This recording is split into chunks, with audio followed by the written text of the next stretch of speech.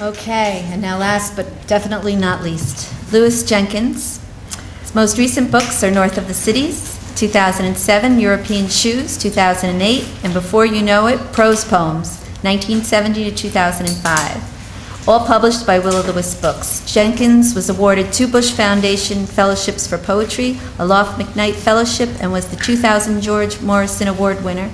Jenkins is currently working with Mark Rylance, former director of the Globe Theatre, London, on a stage production titled Nice Fish, based on Jenkins' poems, and the work premiered at the Guthrie Theatre in Minneapolis. Did that happen? Yeah, on April 6th. Wow. Okay, take it away.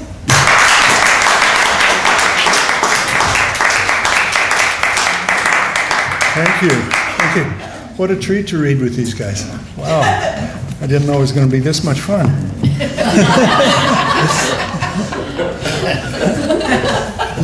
This is a poem when ML was doing his Africa piece. I thought of this, and I opened the book, and here it is. It's called Evolution. I think it's okay not to like the idea of evolution. I can understand how one would not like to think of oneself as distantly related to a lemur, since most of us are none too fond of some of our more immediate relatives. But it seems to me that evolution is the least of our worries. For years I have accepted things as they are, or seem to be, without thinking much about them. Not now. Now I have come to realize that I don't approve of gale force winds, or high water, or volcanoes, or earthquakes. The idea of tectonic plates doesn't appeal to me. The idea that we are dependent on gravity to keep us on the ground makes me queasy. The idea that there is no up or down and we are merely sticking out from the planet. I don't like at all the idea of flight, except for birds. I don't even enjoy riding in automobiles. I believe, even though I do not practice it, that we should walk everywhere we go. But there's the problem with standing, balance, and all of that. I'm not sure that just 2 legs is a good idea.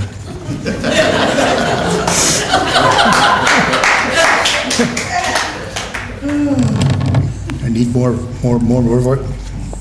sound. I wrote in this book a series of animal poems. I didn't start out intentionally to do that, but I found that I had a number of them. I went to Alaska a while back, a few years ago, and one of the places I went, they had a kind of aquarium thing with starfish in it, so you could actually reach in and touch a starfish. And then I got to reading about starfish. It seems like starfish don't do anything, but actually they move along at a rate of about 60 feet per hour. A starfish will eat anything that moves slower than it does, which excludes a great number of dishes from its diet. A starfish is all arms and appetite. It has no brain. Yet in spite of this, time-lapse photography has shown that the starfish maintains an active social life. So in these regards, the starfish is like many of the people you know.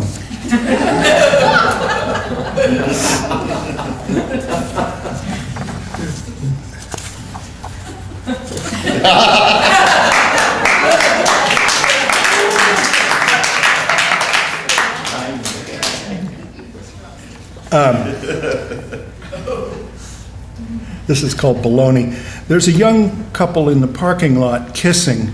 Not just kissing, they look as though they might eat each other up. Kissing, nibbling, biting, mouths wide open, play fighting like young dogs, wrapped around each other like snakes.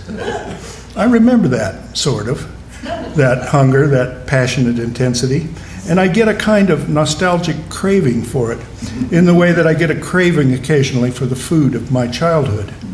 Bologna on white bread, for instance. One slice of white bread with mustard or Miracle Whip or ketchup. Not ketchup.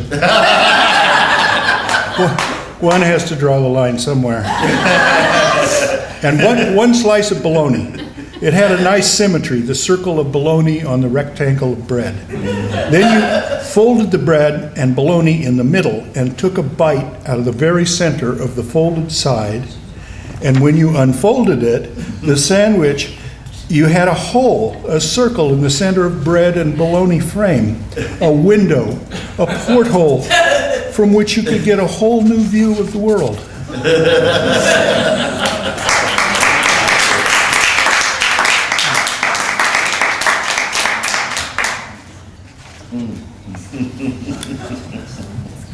This is a poem that Maria published in the Paterson Review. It's called Illusion. Is it true that this world, this life, is an illusion, all smoke and mirrors? It must be, because according to a recent poll, 70% of the American public believes that Ronald Reagan did a good job as president. And yet, if life is only a figment, a feint, a construction of breath and vapor, then why is it when a rock falls and smashes your toe, you go hopping around on one foot, mad with pain? Why, when you happen to look at a woman on the sidewalk and your car plows into the truck in front of you, are you dead and no longer allowed to play the game? It's an illusion, all right, but it's a damn good one.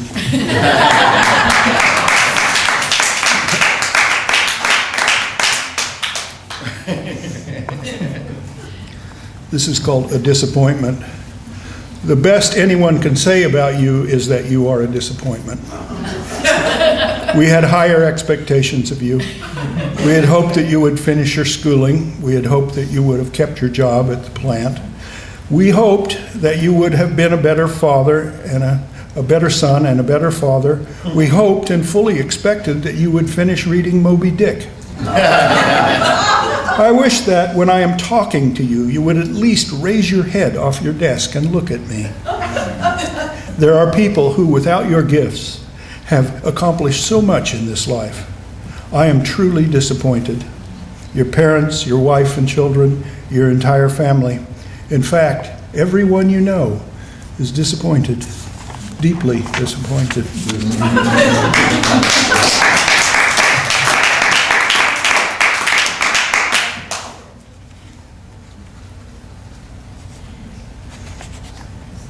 Here's another one to go with Africa. This is called The Law of the Jungle. We die of silliness, finally. Remember all those nights of wine, the heated discussion, the smoky room, the music? The questions you pondered then have no relevance.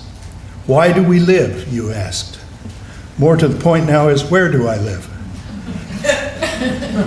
First you forget to zip. Then as time goes by, you forget to unzip.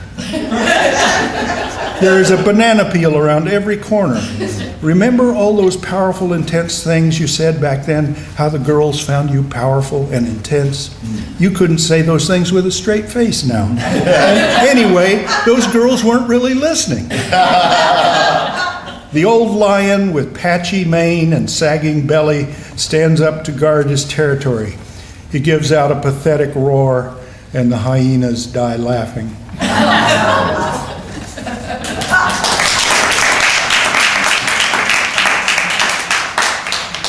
Big brown pills. I believe in the big brown pills. They lower cholesterol and improve digestion. They help prevent cancer and build brain cells. Plus, they just make you feel better all over.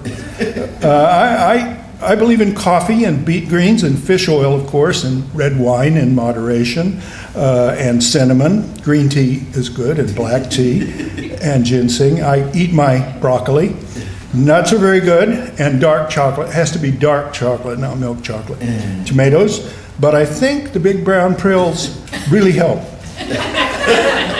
I used to believe in the little yellow pills, but now I believe in the big brown pills. I believe they are much more effective. I still take the little yellow pills, but I really believe in the big brown ones.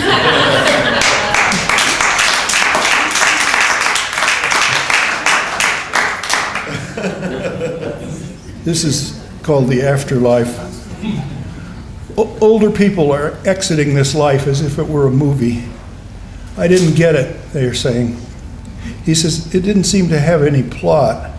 No, she says, it seemed like things just kept coming at me.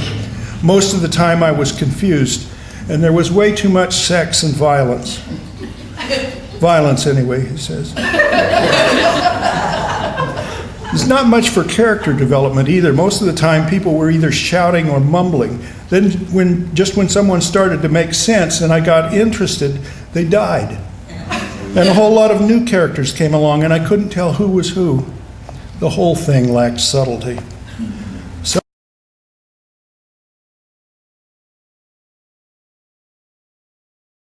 for a while. It is a summer night, and they walk slowly, stopping now and then as if they had no particular place to go.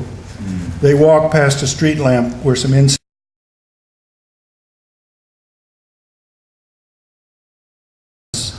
She says, I was never happy with the way I looked. The lighting was bad, and I was no good at dialogue, he says. I would have liked to have been a little taller, she says.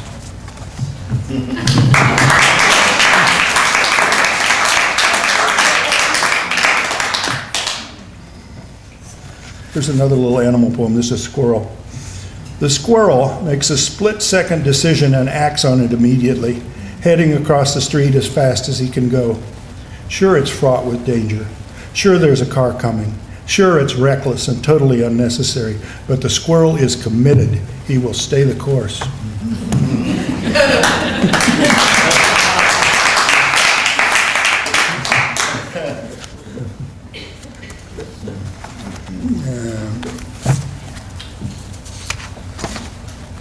Just a few new ones. I don't know when we're supposed to end here. Were we supposed to end at 2? Oh. Okay. That's Haircut. Shall I get my haircut after my hair has gotten too long, have it cut too short, and await the day, the hour when my hair reaches its perfect length? Or should I have it cut often, keeping my coif constantly at its optimum length? That becomes expensive, and besides, I like to live in anticipation of the moment. But the moment passes so quickly. For instance, there must have been a period in my life when I finally got when I was at my peak. Maybe it was only a year or so when at last I got my act together, maybe only for a few weeks or days, when my mental and physical powers were at their fullest. Maybe it was only a couple of hours in the early morning of some forgotten day, and I slept through the whole thing. And when I awoke, things had already begun to deteriorate.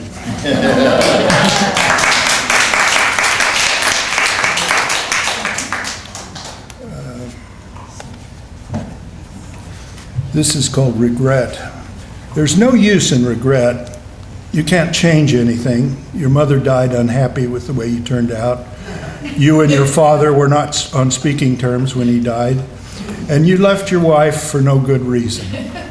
Well, it's past. You may as well regret missing out on the conquest of Mexico. That would have been your kind of thing back when you were 18. A bunch of murderous Spaniards out to destroy a culture and get rich. On the other hand, the Aztecs were no great shakes either. It's hard to know who to root for in this situation. The Aztecs thought they had to sacrifice lots of people to keep the sun coming up every day. And it worked. The sun rose every day. But it was backbreaking labor, all that sacrificing. The priests had to call in the royal family to help, and their neighbors, and the gardener, the cooks. You can see how this is going to end. You're going to have your bloody, beating heart ripped out, but you're going to have to stand in line in the hot sun for hours waiting your turn.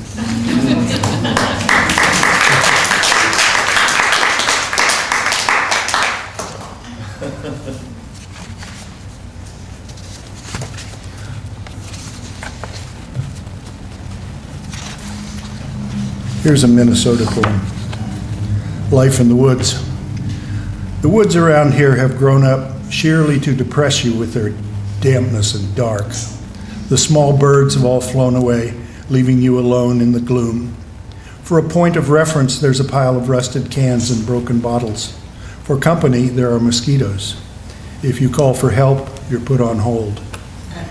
If you live long enough in the forest people, some so old and bent over that their long noses touch the ground, the hidden ones, those conversant with the moon and the devil and the west wind, may come in the night once or twice a month and clean your bathroom, or not, which means they don't like you.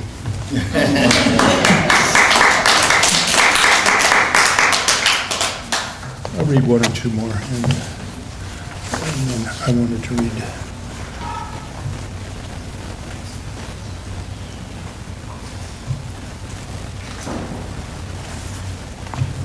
In Sitka, this is called Earl. In Sitka, because they are fond of them, people have named the sea lions. Every sea lion is named Earl because they are killed one after another by the orca, the killer whale. Seal bodies tossed left and right into the air. At least he didn't get Earl, someone says. And sure enough, after a time, that same friendly, bewhiskered face bobs to the surface. It's Earl again. Well, how else are you to live except by denial? By some palatable fiction, some little song to sing while the inevitable, the black and white blindsiding fact, comes hurtling towards you out of the deep.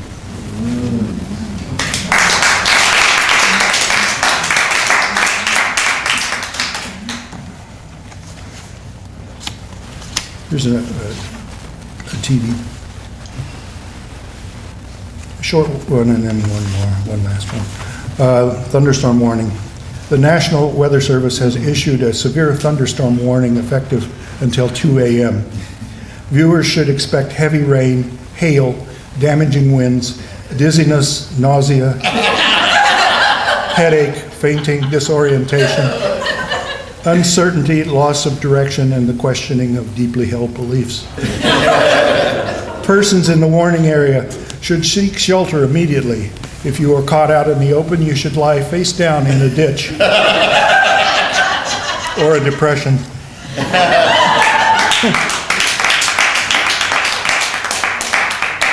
I'll end with this one. It's called somersault. Some children did handsprings or cartwheels. Those of us who were less athletically gifted did what we called somersaults, really a kind of forward roll, head down in the summer grass, a push with the feet, then the world flipped upside down and around. Your feet, which had been behind you, now stretched out in front. It was fun, and we did it laughing again and again. Yet as fun as it was, most of us at some point quit doing somersaults. But only recently, someone at Evening Rest, managed care for seniors, discovered the potential value of somersaults as physical and emotional therapy for the aged, a recapturing of youth, perhaps. Every afternoon during the summer and early fall, weather permitting, the old people, despite their feeble protests, are led or wheeled onto the lawn, where each is personally and individually aided in the heels overhead tumble into darkness. When the wind is right, you can hear, even at this distance, the crying of those who have fallen and are unable to rise. Thank you very much. Inspiration? You were very, very good today.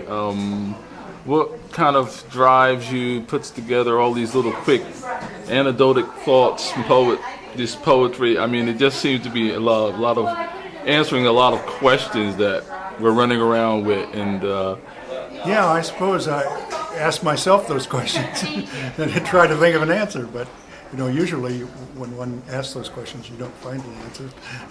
That's why I thought it was like, that's why you noticed throughout your whole performance that people were clapping, because they were kind of acknowledging, you know, your observations of the answers that we're all looking for. Is there anything else that you might want to say, or you could say to folk who are looking for answers for those questions? Well, good luck, I would say. No, you just keep asking, and maybe you'll, if not find the answer, at least find a way to live with whatever the problem is. That's what I guess. Great. Thank you, sir. You bet.